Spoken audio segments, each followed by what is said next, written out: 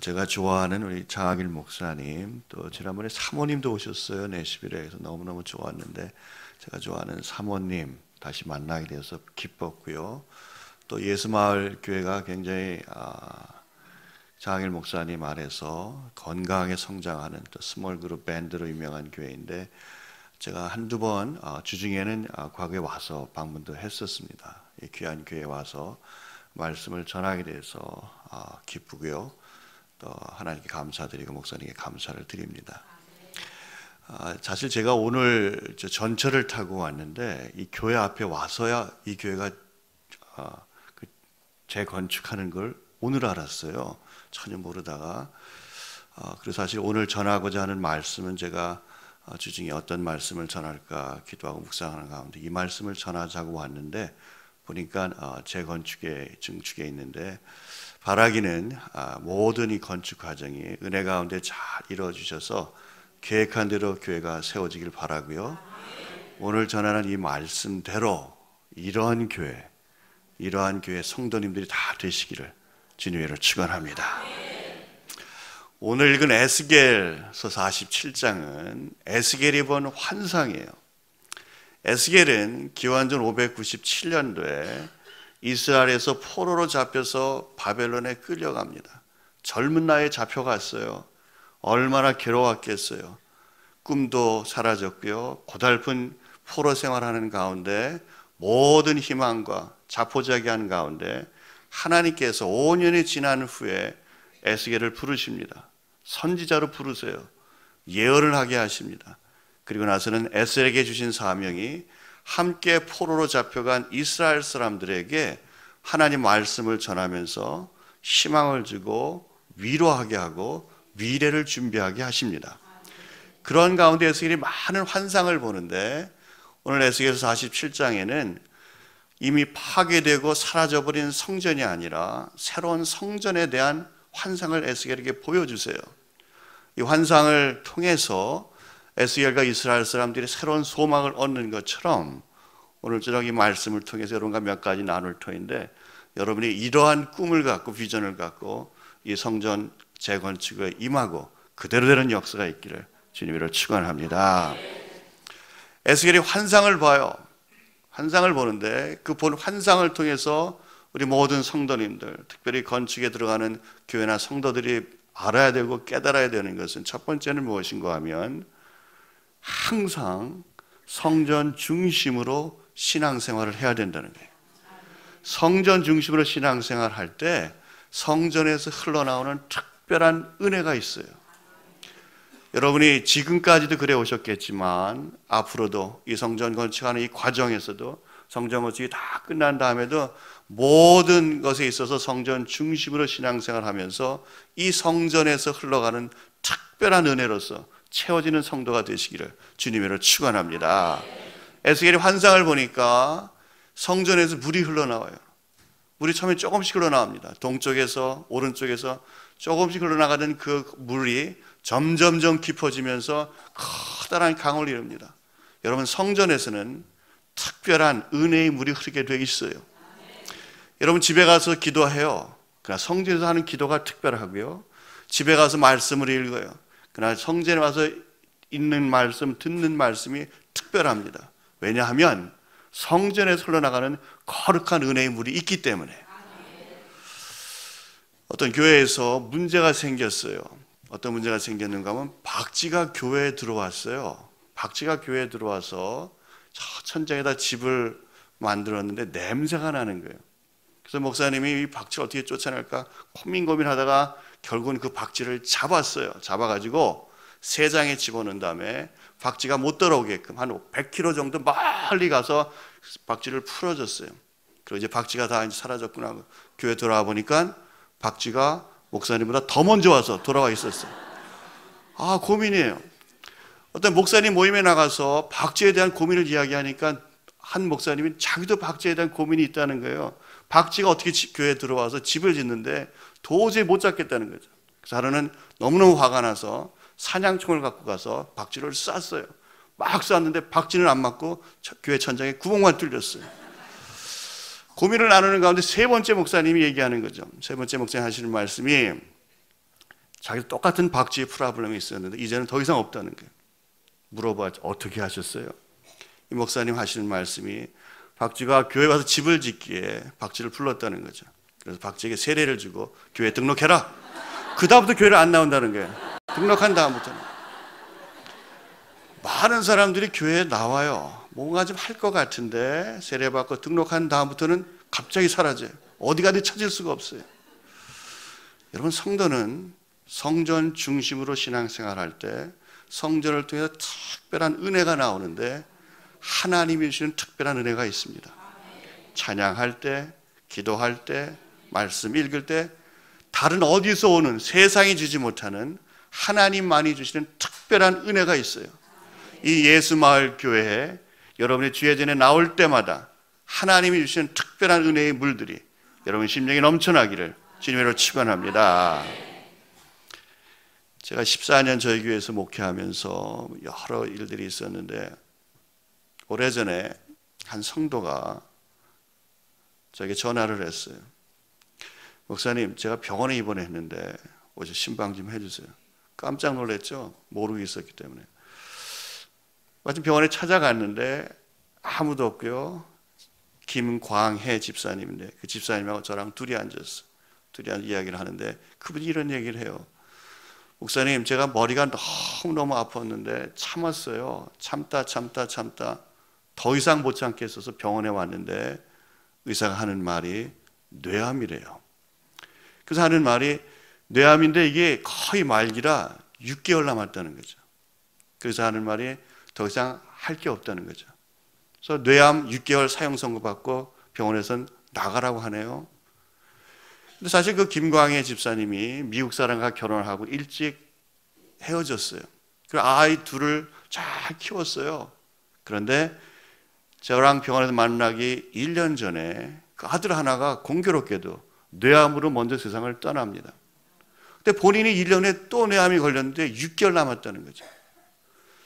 집사님이 하는 말이, 근데 목사님, 몇 달 전서부터 제가 운전을 하든지 아니면 제가 일을 하는데 자꾸 찬송가 멜로디가 자꾸 떠올랐어요. 그래서 많이 듣던 내가 아는 찬송가 멜로디인데 이게 몇 장인가 기억이 안 나더라는 거죠. 여러분, 찬송가가 떠오르듯 다 생각이 안 나잖아요. 한 소절만.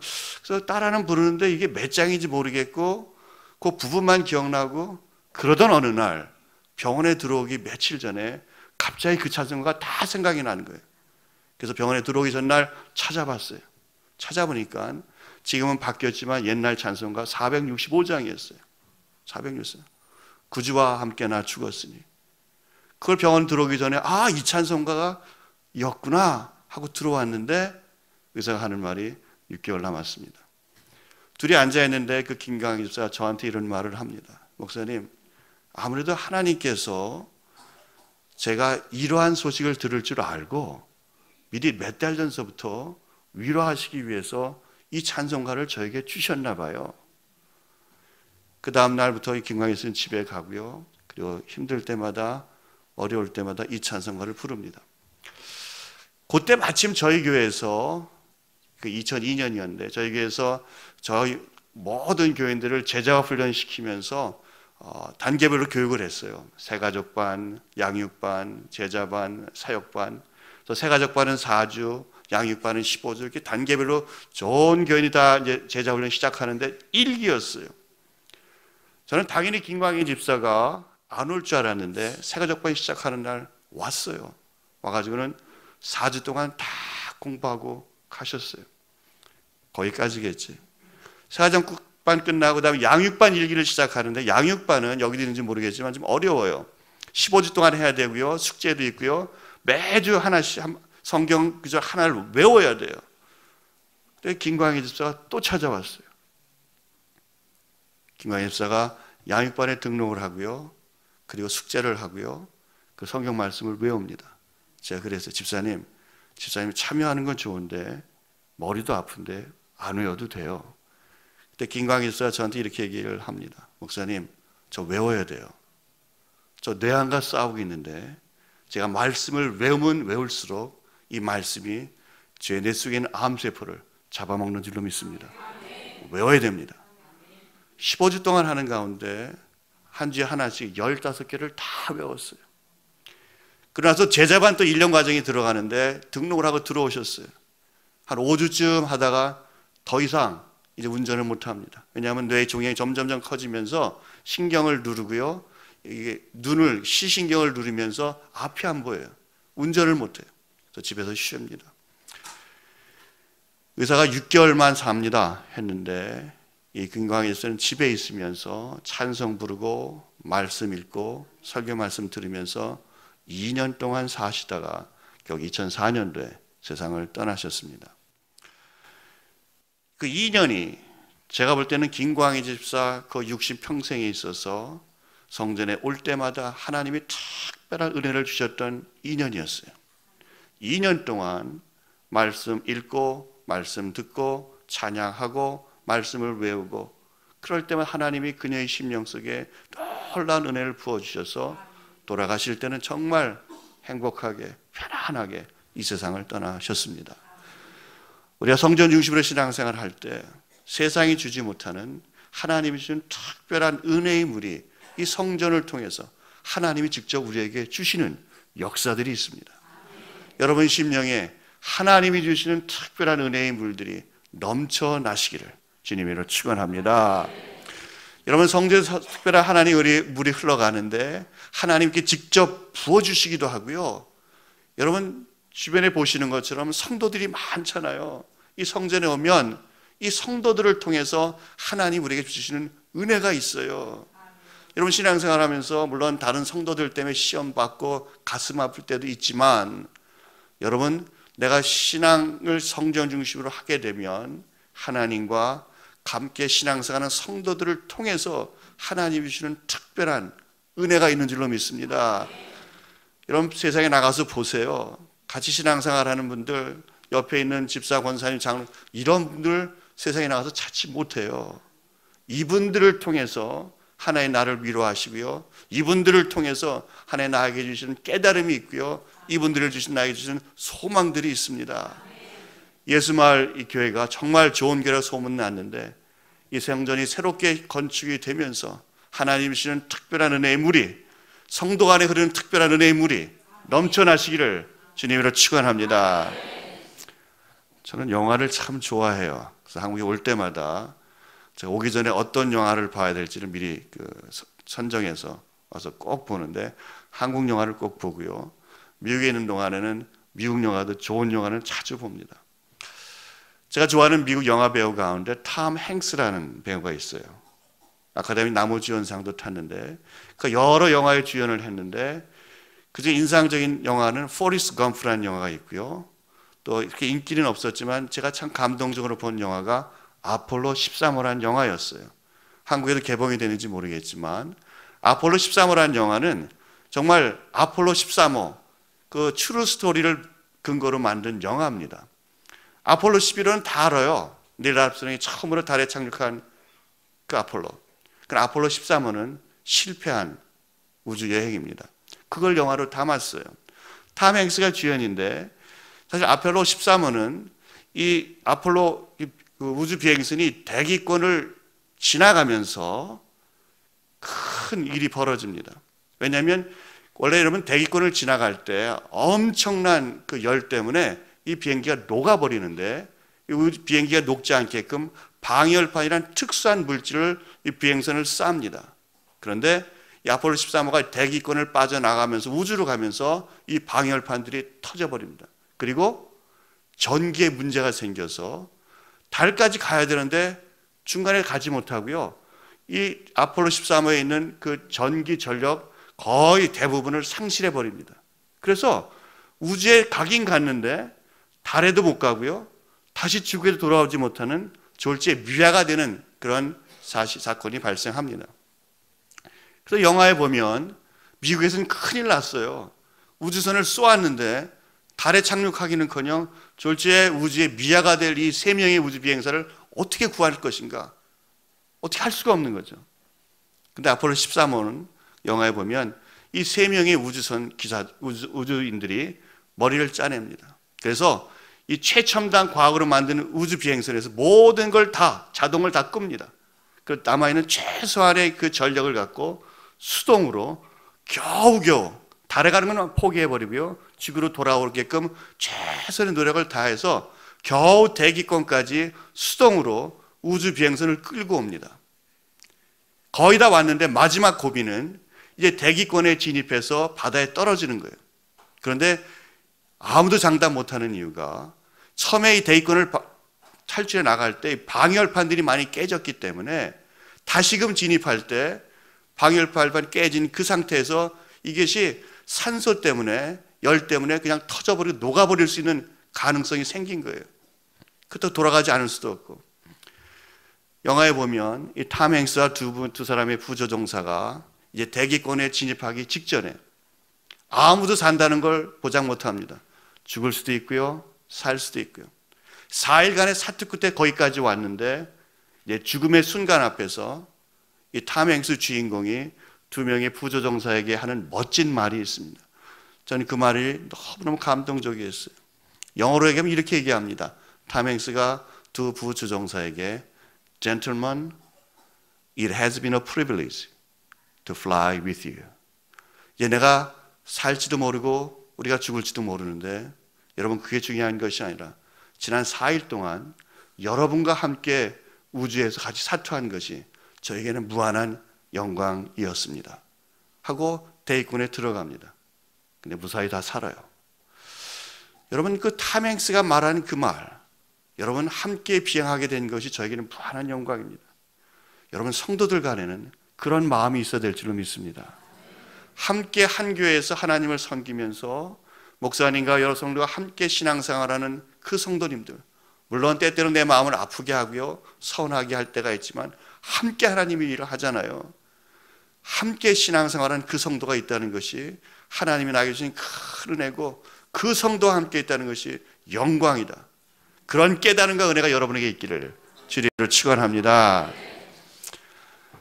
저희 성도님들 가운데 좋은 분들이 많이 있는데 그 중에 한 분이 제가 한국에 오면 꼭 만나 뵈는 분이 있어요. 이분은 과거에 경랑 기업을 하시던 분이고요, 아버님이 독립투사하셨어요.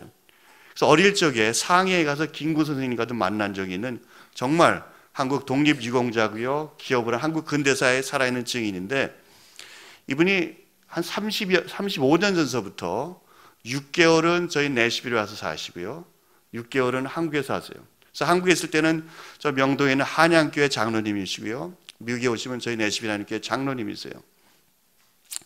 이분이 1915년에 태어나셨습니다. 올해 만 99살이세요. 그래서 2년 전서부터는 비행기를 못 하시는 바람에 오지 못하시고요, 그냥 한국에만 계십니다. 그래서 6개월 한국, 6개월 미국에 계시다가 또 제가 공교롭게 제가 한국에 나올 때 한국에 계시면 제가 꼭 찾아봬요. 그러다가 한 5년 전에, 4년 전에 제가 한국에 나왔는데 그분이 마침 한국에 계셨고요, 이분 생일이었어요. 95세 생일입니다. 만 95세 생일에 당신의 교회 목사님 초청했고요, 가족들을 불렀고요, 또 미국에 있는 목사가 저를 불러서 가정 예배 드리고 같이 식사를 합니다. 예배 드리는 가운데 목사님 말씀이 끝나고 나서 목사님께서 정 장로님에게, 장로님, 올해가 95살이신데 한 말씀 하시죠. 장로님이 일어나셔서 만 95살 된 할아버지 장로님이 이렇게 말하셨어요. 저는 날마다 원하는 것이 있는데 날마다 하나님을 더 알기를 원합니다. 하나님을 더 알기를 원합니다. 하나님께 가까이 가기를 원합니다. 저는 그 말에 감동을 먹었어요. 이런 만 95살에 내가 정말 원하는 것이, 난 정말 하나님을 더 알기를 원합니다. 저는 그분과 함께 지난 14년 동안 신앙생활하게 된 것, 그분을 지금도 만날 수 있다는 것이 무한한 영광으로 생각합니다. 여러분, 성전 중심으로 신앙생활하게 될 때 하나님께서 이 성전을 통해서 흘려보내는 거룩한 은혜의 물이 있어요. 하나님이 직접적으로 주시는 은혜의 물이 있고요, 같이 신앙생활하는 성도를 통해서 우리에게 감동으로 주시는 은혜의 물이 있어요. 이 예수마을교회에 그러한 특별한 은혜의 물이 계속해서 흘러나가기를 주님으로 축원합니다. 두 번째로 우리가 배울 수 있는 것은 이 물이 흘러나가요. 흘러나가는데 계속 불어난다는 거죠. 이 거룩한 물이 불어나요. 처음에는 얕았는데 계속 불어나더니 발목을 채우고요, 무릎을 채우고요, 허리를 채우고요, 그리고 이제는 수영하기까지 넘쳐나는 걸 봅니다. 여러분, 신앙생활을 하면서 하나님의 은혜의 물이 나에게 넘쳐야 되고요, 또 이 은혜의 물이 계속 올라가는 것처럼 성도도 은혜로서 채워지면서 계속 변하면서 성숙해져야 돼요. 제가 알기로는 예수 말기 모든 성도님들이 다 신앙생활자로 성숙하다고 들었지만, 여러분, 더 신앙생활에 제자리는 없어요. 항상 더 깊이 성숙해지는 그런 여러분들이 되시기를 주님으로 축원합니다. 여러분, 단계별로 4단계죠. 발목을 채우고요, 무릎을 채우고요, 허리를 채우고 수영까지 합니다. 여러분, 발목을 채운다는 것은 그 거룩한 물이 내 발목을 채웠어요. 발목이 붙잡혔다는 거죠. 발목 신자. 모르겠어요. 여러분들 금요일날 이 철야 기도에 나오면서 갈까 말까 고민하고 오셨는지, 혹시 주일날 예배 나오면서 오늘 가 말어, 날씨도 좋은데 벚꽃도 폈다는데 고민하고 오시는지. 여러분, 발목에 물이 찼다는 것은 발목이 붙잡혔다는 거예요. 그래서 주일날 교회 가는 것, 금요철에 기도하러 가는 것, 내가 저 시간을 정해놓고 기도하는 것, 일단 붙잡혀서 그것만큼 무슨 일이 있어도 지킨다는 거죠.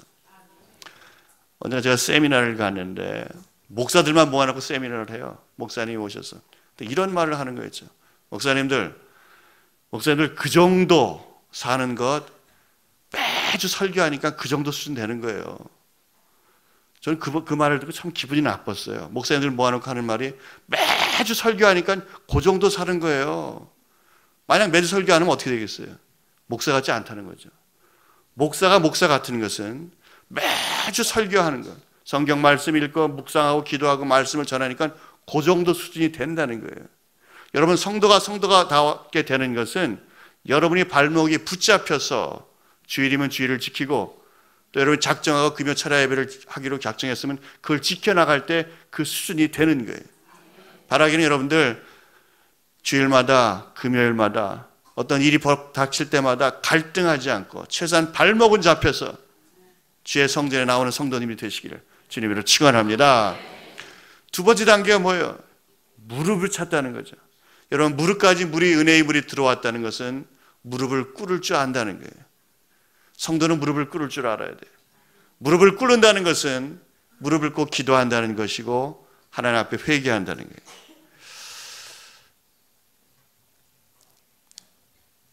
여러분, 주일날 오늘 찬양을 잘 하셨는데요, 어떤 교회에서 성가대가 있었어요. 성가대가 잘해요. 여기도 잘하겠죠. 저희 성가대도 참 잘하는데, 그 성가대가 가만히 보면요, 꼭 한 사람 정도는 음이 틀려요. 그거 희한하더라고요. 근데 다 하는데 본인만 몰라요. 이 교회는 없기를 바랍니다. 저희 교회는 정말 있어요. 한 30명 성가대원인데 다 하는데 꼭 한 사람만 틀리는데 본인만 몰라요. 정말 괴로운 거죠. 한 번은 한 교회에서 그분이 자꾸 음이 틀리니까 성가대원들이 괴로운 거예요. 그 성가대 지휘자한테 얘기합니다. 지휘자님, 제발 좀 저분 좀 쉬게 좀 해주세요. 음이 안 맞아서 못하겠어요. 근데 성가대 지휘자도 어떻게 당신 음이 안 맞으니까 쉬세요, 이 말을 못하잖아요. 근데 여러 사람이 말하니까 어떡하겠어. 성가대 지휘자가 자기는 말을 못하고 목사님께 찾아왔죠. 목사님, 그 김 집사님이 음이 틀려서 성가대원들이 너무너무 힘들어하는데 저는 말을 못하겠고요, 목사님 좀 해주세요. 한두 사람이 아닙니다. 목사님도 마음이 약해서 어떻게 얘기하겠어요. 기도합시다. 계속 기다리는데 이게 계속 들어오는 거예요. 목사님, 제발 그 김 집사님 내려가게 하세요. 목사님 마음 먹고 김 집사를 부릅니다. 집사님, 성가대 좀 쉬시죠. 다른 봉사할 게 참 많은데 쉬세요. 안 하겠다는 거죠. 김 집사 하는 말이, 목사님, 저는 사명이 있습니다. 성가대 해야 됩니다. 목사님 권면을 하는데 안 듣는 거예요. 그래서 목사님이 하다 안 되니까 솔직하게 얘기합니다. 집사님, 여러 사람이 얘기합니다. 집사님 쉬시라고요. 좀 쉬세요. 그때서 깨달았어요. 이 사람이. 여러 사람들이 나에 대해서 말을 하는구나. 김 집사가 말합니다. 목사님, 저도 들은 말이 있습니다. 목사님에 대해서 여러 사람이 얘기해요. 목사님. 그때 목사님이 갑자기 마음이 바뀌면서 물어봅니다. 무슨 말이요? 목사님, 설교 못한다고요. 우리가 살아가면서 신앙생활하면서 지적받을 때 있어요. 여러분, 영적으로 성숙한 사람은 자기가 잘못한 것을 빨리 깨닫는 사람이에요.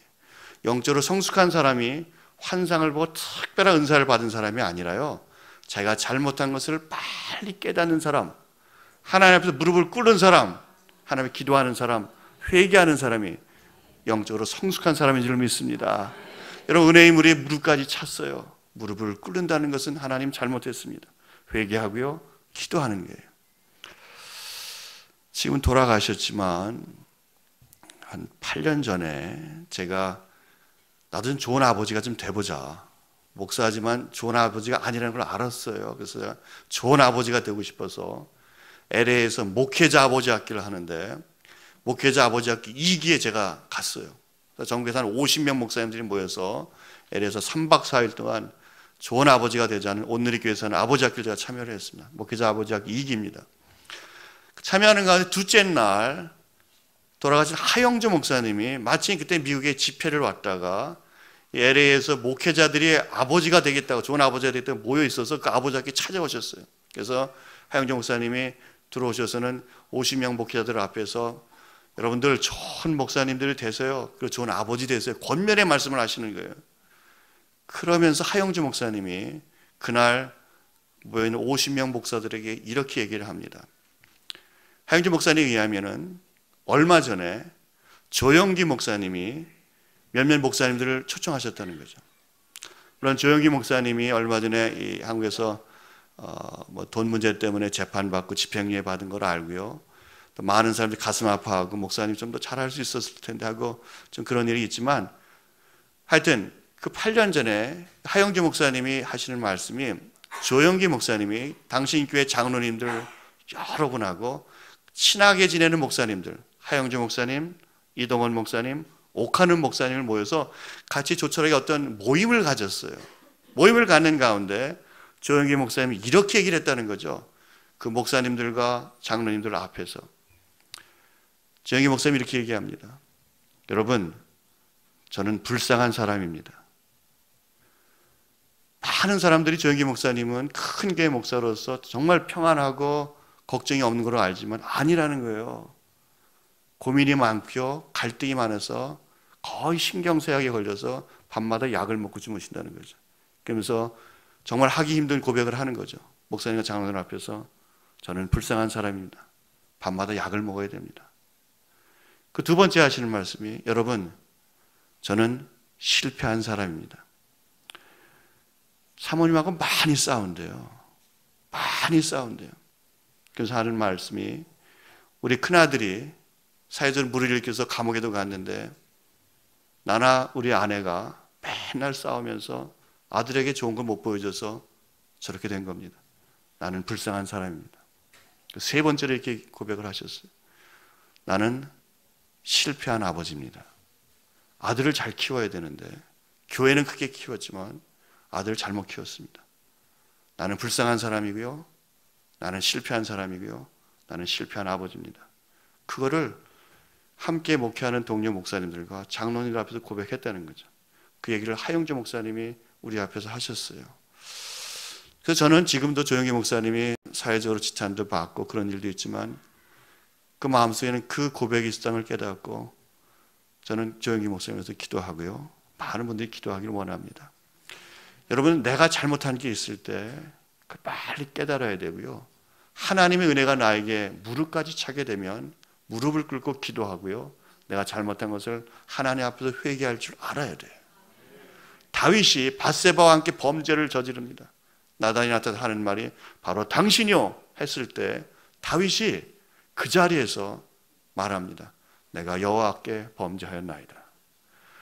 하나님이 주신 은혜의 물이 여러분 무릎까지 차서 무릎을 꿇고 기도하고 잘못한 것을 회개할 줄 아는 성도가 되시기를 주님으로 축원합니다.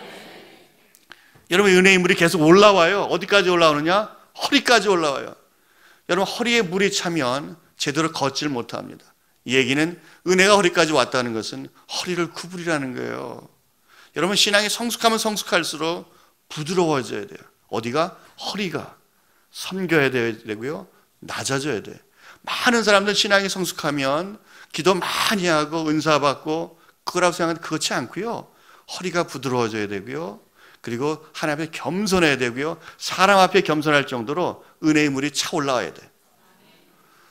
지금 돌아가셨지만 테레사 수녀가 인도 캘커타에서 수많은 사람들을 돌보면서 많은 사역을 했어요. 노벨 평화상을 탔지만 그게 중요한 것이 아니라 많은 사람을 돌봅니다. 그 중에 있었던 일은 한 번은 테레사 수녀가 다른 동료 수녀들과 함께 그 빈민가를 걸어갑니다. 걸어가는데 워낙 빈민가니까 뭐 쓰레기도 있고 개천도 있고 시궁창도 있고 지나가는데 그 시궁창 같은 곳에 지나가면 모를 뻔했는데 가만히 보니까 뭔가 움직이더라는 거죠. 다른 수녀들은 보지 못했는데 테레사 수녀가 마침 보니까 그 시궁창 같은 더러운 곳에 뭔가 움직이는 게 있어서 그게 뭔가 하고 유심히 쳐다봅니다. 쳐다보는데 시궁창 속에 사람이 박혀 있는 거예요. 그래서 죽어가는 사람인 걸 알고 다른 수녀님과 함께 그 시궁창에서 거의 죽어가는 그 사람을 건져냅니다. 그리고는 숙소에 데리고 와요. 시궁창에 빠져 있었으니 얼마나 빠져 있었는지 모르고요. 온 몸이 오물로 덮여 있습니다. 그래서 수녀 여러 사람이 3시간 동안 오물을 다 닦아내고요. 그 몸에 구더기나 벌레들이 다 있는 걸 다 끄집어내고 깨끗하게 만들어 놓습니다. 그런데 그 사람이 그런 다음에 세상을 떠납니다. 근데 그 사람이 세상을 떠나기 전에 이 테레사 수녀와 함께 자기를 도와준 그 수녀들에게 한 말이 있어요. 영어로 이렇게 얘기합니다. I came here as an animal, but now I'm living as an angel. 내가 여기 올 때는 아무도 거들떠보지 않은 동물로서 왔는데 내가 지금 여기를 떠날 때, 이 세상을 떠나 하늘로 갈 때는 여러분의 도움과 사랑 가운데 나는 천사가 돼서 갑니다. 여러분 성도는 은혜가 계속 올라오면서 허리까지 차야 돼요. 그러면서 허리가 부드러워져야 되고요. 섬기며 봉사하며 사랑하며 나눠주는 거기까지 가는 것이 신앙이 성숙해 가는 거예요. 예수마을교회 모든 성도님들이 은혜의 물이 발목에서 무릎에서 허리까지 성도 간에 서로 돌보고 사랑하고 섬길 뿐만 아니라 이 지역과 이 지역을 넘어서도 섬기는 귀한 교회와 성도님들이 되시길 주님으로 축원합니다. 또 네 번째는 물이 어디까지 오르냐면 허리를 넘어서 이제는 걸을 수가 없어요. 수영해야 돼요. 여러분 수영한다는 것은 기본이 뭔지 아세요? 내 힘으로 하는 것이 아니라 물에 나를 맡겨야만 수영하는 거예요. 물이 이 목까지 찼을 때는 걸을 수 없습니다.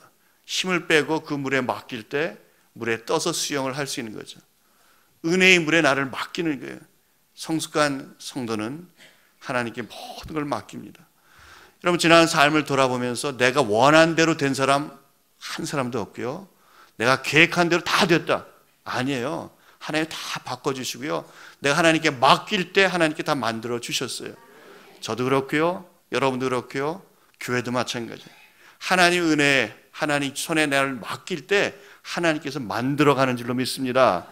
성숙한 성도는 내가 나를 만드는 것이 아니라 하나님께 맡길 때 하나님이 만들어 가십니다. 저희 교회도 건축을 했어요. 2002년도에 교인총회에서 건축하기로 하고 정확히 7년 걸려서 2009년 7월 달에 설교에 들어갔습니다. 저희는 7년 걸렸으니 7년 동안 헌금하고요. 7년 동안 기도하고 많은 성도들이 눈물도 흘렸고요. 땀도 흘렸고요. 힘들었어요. 그러니까 7년 만에 세교회에 들어갔어요. 얼마나 기뻤겠어요. 사실 7년 동안 건축 준비하면서요. 저는 떠날 생각도 했고요.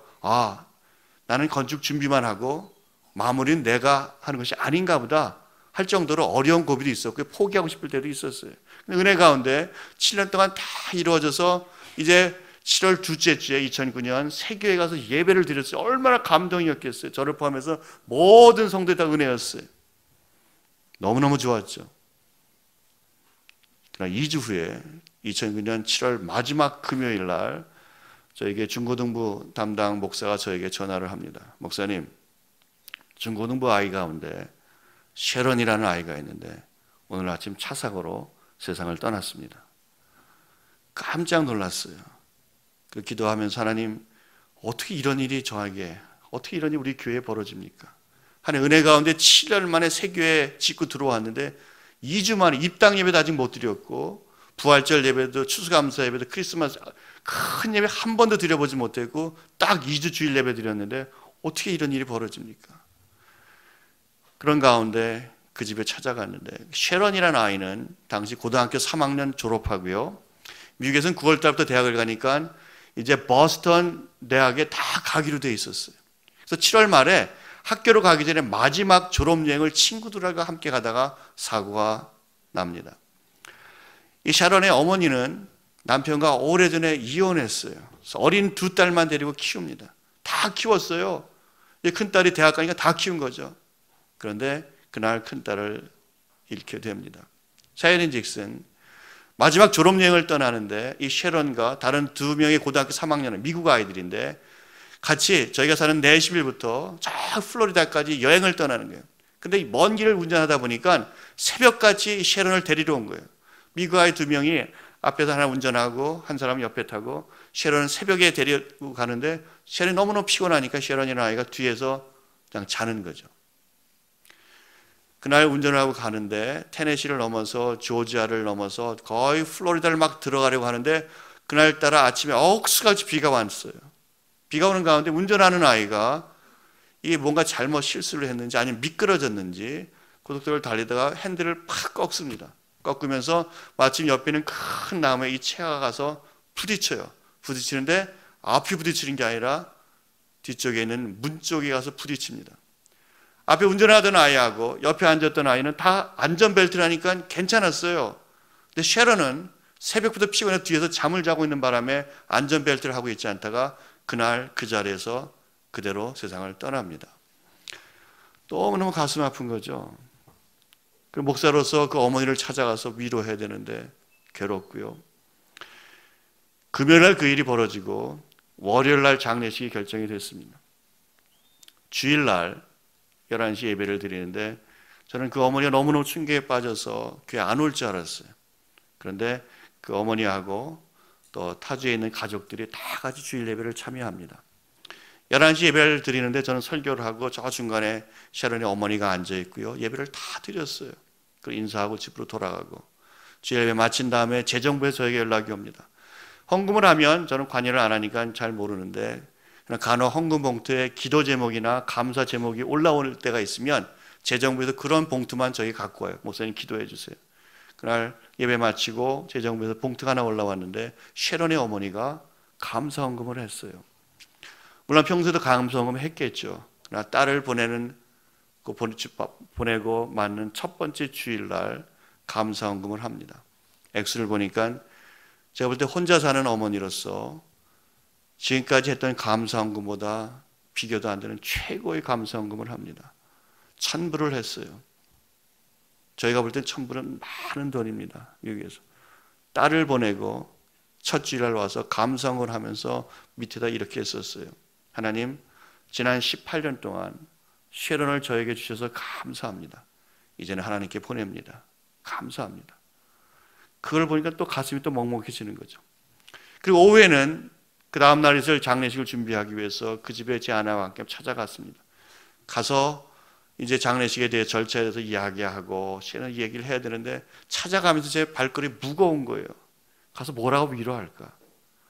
사실 제 딸도 큰딸도 그 쉐런과 친구예요. 그러니까 딸의 친구를 잃었고요. 교인도 잃었고 그 어머니를 위로하러 가는데 집에 딱 들어가서 딱 앉아서 이제 제가 말씀을 하려고 하는데 샤론의 어머니가 먼저 저에게 이렇게 얘기합니다. 목사님, 사실 제 딸을 이틀 전에 보내고 아직 느껴지지 않습니다. 현실인지 아닌지 잘 모르겠지만 제가 한 가지는 분명히 압니다. 제가 평생 신앙생활을 하면서 깨달은 것이 하나 있는데 그것은 모든 상황 속에서 하나님의 주권을 인정하자. 모든 상황 속에서 하나님의 주권을 인정하자. 그거 하나 평생 제가 배웠고요. 그거 붙들고 왔고요. 지금 이 순간도 딸이 갔는지 안 갔는지 느껴지지 않지만 이 상황 속에서도 하나님의 주권을 인정하자. 저 그거 하나 붙들려고 합니다. 제가 위로하러 갔다가 그분을 통해 더 많은 위로를 받고 온 적이 있습니다. 여러분, 은혜가 계속 넘쳐나요. 내 발목에서 무릎으로 허리로 이제는 걸을 수가 없어서 수영해야 돼요. 은혜의 물에 빠지라는 거죠. 내가 어떻게 하는 것이 아니라 하나님께 맡기고 하나님 주권에 맡기고 하나님 손에 맡기고 그렇게 나가라는 거예요. 그런 교회, 그런 성도가 되시기를 주님으로 축원합니다. 세 번째로 우리가 배울 수 있는 것은 성경에 보면요, 이 성전에 흘러가는 이 거룩한 물이, 은혜의 물이 계속 흘러가면서 넘쳐날 뿐만 아니라 생명을 나눠줘요. 이 물이 흘러가는 곳마다 죽었던 것이 살아납니다. 나무가 살아나고요, 물이 살아나고요, 고기가 살아나고요. 여러분, 성전에 흘러가는 거룩한 물이 성도를 성숙하게 만들 뿐만 아니라 여러분을 통해 흘러가는 이 거룩한 물이 여러분 주변의 모든 것을 살리는 역사가 일어나는 줄로 믿습니다. 그런 교회, 그런 성도가 돼야 돼요. 성도는 가는 곳마다 살리는 역사가 일어나야 돼요. 나의 말로서, 나의 삶으로서, 내 행동으로서 죽어가는 사람을 살리고요, 내가 있기 때문에 안 되던 것도 되는 역사가 일어나야 돼요. 이 교회 때문에 이 지역이 살고요, 여러분 때문에 여러분 가정이 살고 직장이 살고 여러분이 가는 곳마다 거룩한 물이 넘쳐나 생명력이 넘쳐나는 역사들이 일어나야 돼요. LA에 살던 한 한국인 비즈니스맨이 교회는 다니는데 그냥 건성으로 다녔어요. 그래서 여러분, 그 상가에 보면, 여기는 없지만 미국에는 상가 바로 앞에 보면 무인 신문 판매대가 있어요. 그래서 아무도 없지만 그 코인 2개, 쿼러 2개, 50센트 넣으면은 자동으로 열려서 신문 하나 빼요. 그렇다고. 교회는 다니지만 이 집사님이 동전을 2개 넣고는 아무도 보는 사람이 없으니까 신문 하나만 빼야 되는데 2개씩 뺐어요. 2개씩. 아무도 보는 사람 없으니까 2개씩 빼서요. 자기 보고 하나는 그냥 인심 쓰고. 그러던 어느 날 교회 설교를 듣는데 목사님이 성도는 누가 보든 안 보든 정직해야 된다는 거예요. 그게 그날따라 가슴에 찔렸어요. 그래서 이 집사님이 그래, 누가 보든 안 보든 신문 하나만 빼자. 그래서 그 다음부터는 코인 2개는 신문 하나만 뺍니다. 하나만 빼요. 어느 날 동전 2개는 신문 하나 빼는데 옆에서 일하는 새로운 비즈니스를 하던 어떤 중동인이 우연히 맞춰서 가만히 보더니 하는 말이, 야, 너 이번에는 하나만 빼냐? 과거에는 2개씩 빼더니 얘기를 하더라는 거예요. 깜짝 놀랐어요. 아무도 안 보는 줄 알았는데 이 사람이 보고 있었어요. 내가 2개를 빼는지 하나를 빼는지. 여러분, 아무도 안 보는 것 같죠? 여러분이 하는 것을 보고 실망하는 사람이 있고요, 서운해하는 사람이 있고요, 시험 드는 사람이 있고 또는 은혜 받는 사람이 있어요. 여러분이 안 하는 것 때문에 똑같이 실망하는 사람이 있고요, 시험 드는 사람이 있고 은혜 받는 사람들이 있어요. 성도는 내가 하는 것, 하지 않는 것, 이 모든 것을 통해서 주변 사람들에 영향을 끼치고요, 그 사람들을 살리는 능력 있는 사람들이 되어야 돼요. 하나님의 거룩한 물이 흘러간 성도들에게는, 은혜가 넘쳐나는 성도들에게는 이러한 생명력이 있는 능력들이 있을 줄로 믿습니다. 저희 교인 가운데 지금은 신앙생활 잘하는데 아픔이 있었던 성도가 있었어요. 저도 14년 목회하다 보니까 장 목사님처럼 그 정도는 아니지만 성전 건축하는 기쁨도 있었고요, 성도들이 잘 되는 것도 보았지만, 제가 14년 있으면서 가장 큰 아픔이라면, 조금 전에 쉐론에 대해서 말씀드렸지만 4명의 10대 아이를 먼저 보내는 거예요. 너무너무 가슴 아픈 거죠. 14년 동안 4명의 10대 아이를 보내면서 그 부모들의 심정이 어떻겠어요? 그들을 위로하면서 같이 신앙생활하면서. 근데 감사한 것은 이 4가정이 다 지금 저희 교회 신앙생활 잘하고 있다는 거죠. 2003년도에 저희 교회 집사님 부부가 있었는데, 이 부부가 결혼 초기에는 고생 많이 했어요. 일식당 집에 가서 거기서 웨이터 하면서 고생하면서 돈을 모아서 자기 일식당 오픈을 했어요. 철판구이를 시작합니다. 너무너무 열심히 일했고요. 돈을 벌고 싶어서 열심히 일해서 정말 돈을 많이 벌어서 성공했어요. 젊은 나이에. 그래서 식당 2개도 내고요. 아들 하나, 딸 둘 키우면서 잘 돌보진 못했지만 열심히 돈을 벌었어요. 돈을 벌고 나니까 마음에 가장 부담이 되는 게 뭐냐면 큰딸을 잘 키웠어야 되는데 돈 버느라고 정신없어 잘 못 키운 것이 늘 부담이 됐는데, 이 큰딸이 늘 하던 말이 뭐냐면 넓은 농장 있는 집에서 말 타고 가면 멋지게 지내보는 게 꿈이라는 거예요. 딸의 그 말에 이 아빠 엄마가 그래, 내가 못해준 건 넓은 집을 사갖고 네 마음껏 한번 해줘. 그래서 60에이커 땅을 삽니다. 60에이커 어느 정도 모르죠? 굉장히 넓어요. 60에이커 땅을 사고요. 그 집에 있는 집을 해서 거기서 삽니다. 말 타고 다니고요. 너무너무 넓으니까 4휠이라고 그 60에이커 농장 안에서 4휠을 타고 차 타고 다녀야 돼요. 잘 살았어요.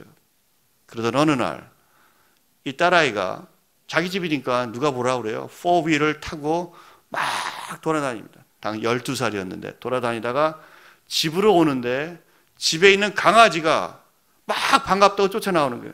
그래서 이 아이는 운전하다가 강아지가 나오니까 갑자기 핸들을 꺾는데 4휠이라는 것은 안전벨트가 없어요. 이 4휠이 뒤집어집니다. 뒤집어지면서 강아지를 피하려고 하다가 이 4휠이 뒤집어지면서 이 아이가 머리에 땅을 때리면서 뇌진탕으로 쓰러집니다. 그래서 그날 헬리콥터가 떠서 이 아이를 데리고 저희 내시비는 밴더빌트 병원에 데리고 옵니다. 그때부터 기도하고요. 그때부터 의사들이 최선을 다해 살리려고 하는데 도저히 살리지 못하고요. 워낙 큰 뇌진탕이라 열흘 후에 이 세상을 떠납니다. 병원에 있는 동안 그 부모님과 저 많은 교인들이 가서 기도했어요.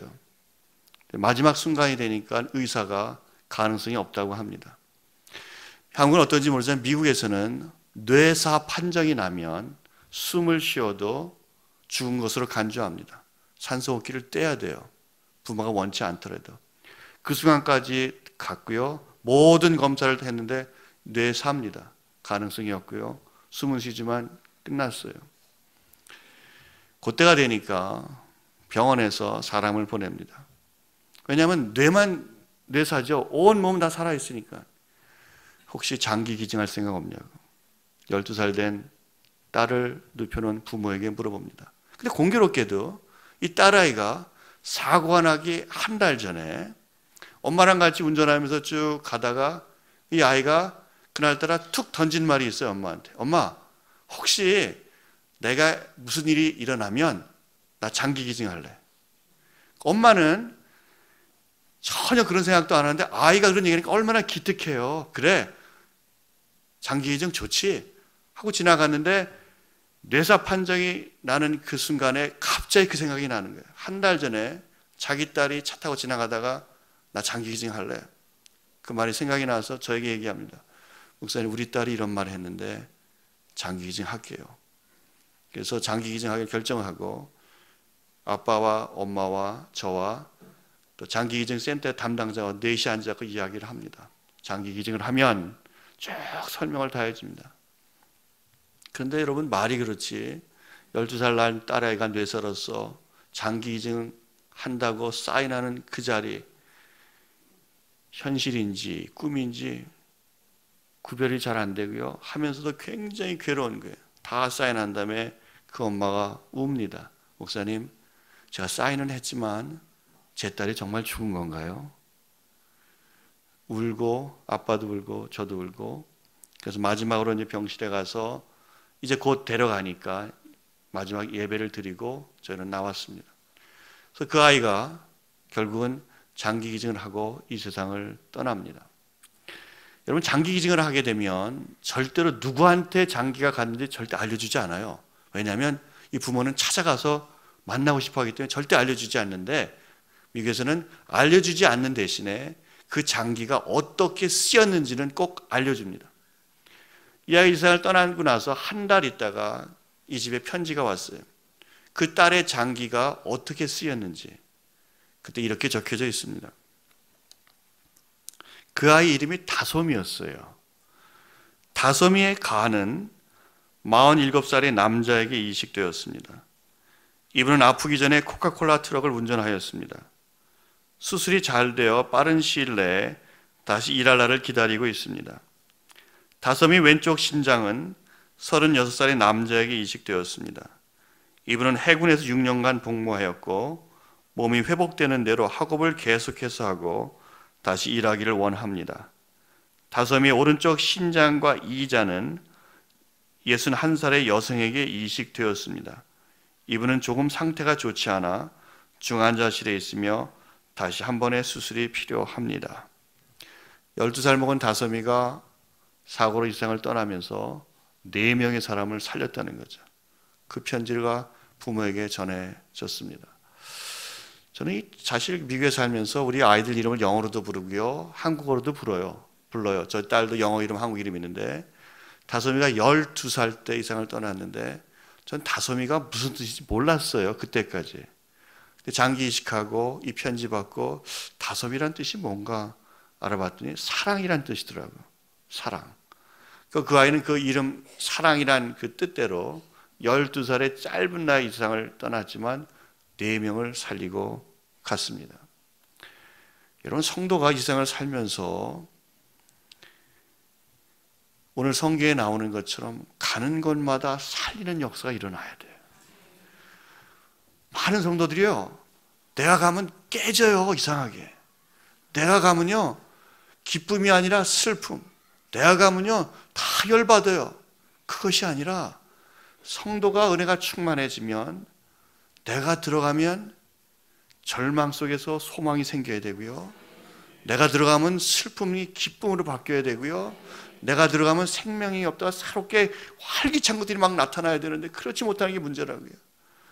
여러분, 성전 중심으로 우리가 신앙생활 할 때 성전에 흘러나가는 특별한 하나님 주신 은혜의 물이 있어요.